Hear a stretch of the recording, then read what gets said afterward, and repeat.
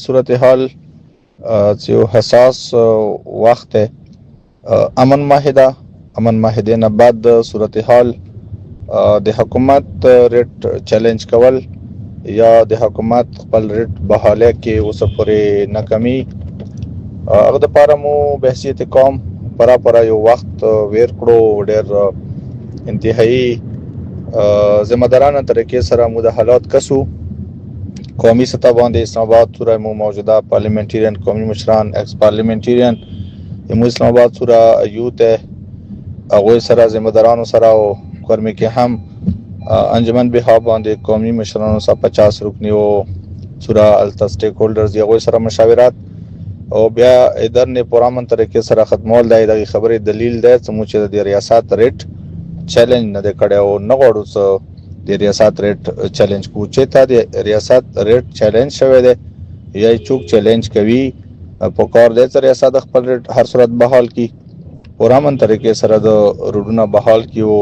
کنوای د مو کی دی حواله سره مو نن اسلام آباد کې قائد ملت علامه سید ساجد علي نقوی صاحب سره ملاقات کړې ده او یا حالاتونه برای راست آگاهی ضروری و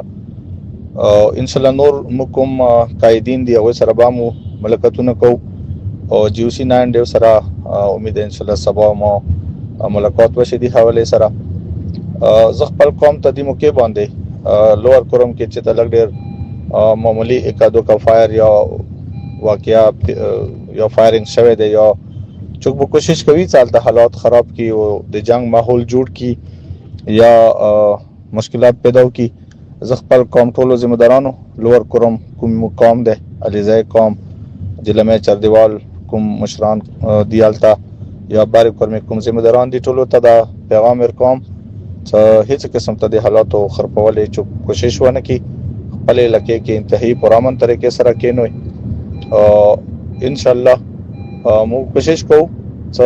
کوم امن معاهده باندې عمل درآمد یقیني شي نو شو غصورات کې به ان شاء الله خپل قومي حساب سره ما کوشش داده چې بیا دی باندې امید دی ورته سبا کنوي مو شي نو شو سبا ز دی حواله سره غواړم چې اسلام آباد سطح باندې مو پریس کانفرنس انعقاد وکړو او خپل قومي موقف ټول پاکستان میډیا ته او ټول پاکستانی قوم ته ټول د پاکستان مسلمانانو ته د خپل پیغام ورسو اصل مسله چې ته ده او کوم ځای کې ده او ویل نه حل کیږي او چوک نه حل کوي او ذمہ داری چا ده قوم ته دا پیغام زاکسر گروپ کې میسجونه خلک مو سره شیر کړي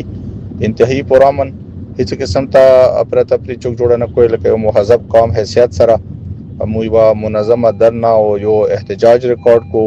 ان شاء الله اندی طریقې سره به مخکې معاملات ان شاء الله ټیک طریقې سره مخکې چلیږي او مختبی بیایو. ډیر مننه. السلام علیکم ورحمت الله وبرکاتہ.